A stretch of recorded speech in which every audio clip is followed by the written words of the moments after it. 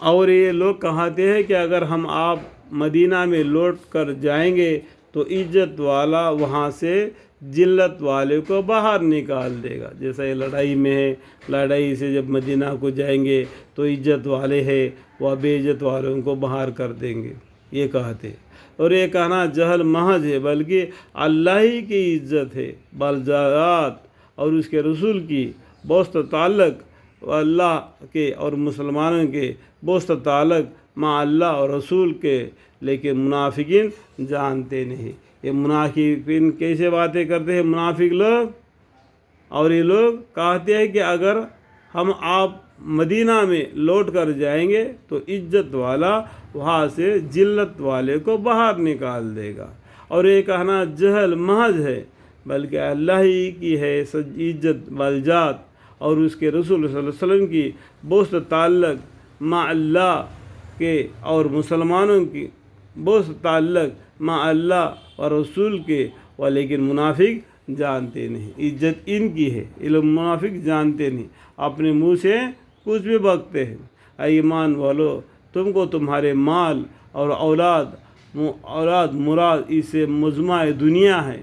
اللہ کی یاد اور ہدایت سے مراد اس مجمع دین کے غافل نہ کرنے پائے. اس سے آپ ڈر کر رہو.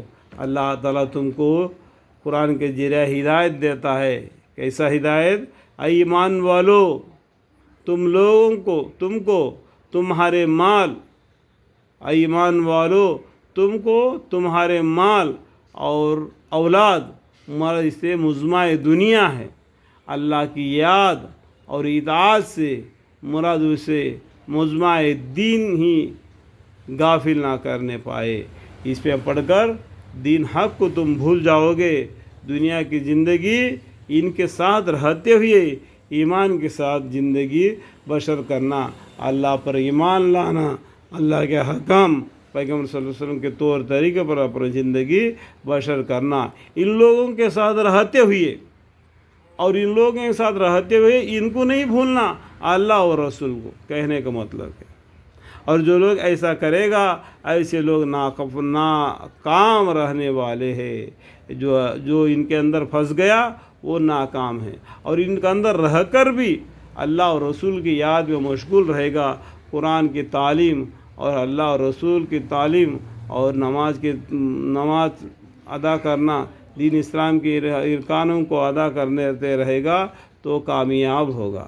اور مجمع طاعت کے ایک طاعت مالیہ کا حکم کیا جاتا ہے کہ ہم نے جو کچھ تم کو دیا ہے اس میں سے حقوق واجب اس سے پہلے خرچہ کر لو کہ تم میں سے کسی کی موت کھڑی ہو. پھر وہ بہت تمنا و حسرت سے کہنے لگے کہ اے میرے پروردگار، مجھ کو اور تھوڑے دنوں کیوں مہلت نہ دی گئی کہ میں خیرات دے لیتا اور نیک کام کرنے والوں میں شامل ہو جاتا.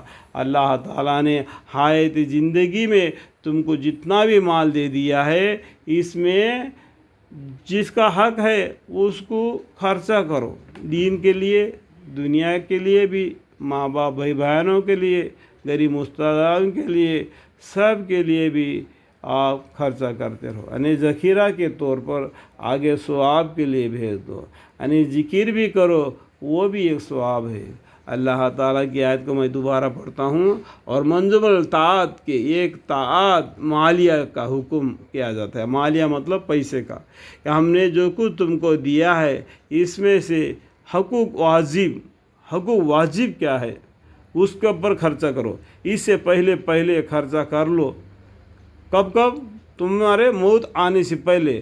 تم میں سے کسی کی موت آ کھڑی ہو، پھر وہ بہت بطور تمنا یعنی کھاٹ پر پڑ گیا، ابھی کیا کرے گا؟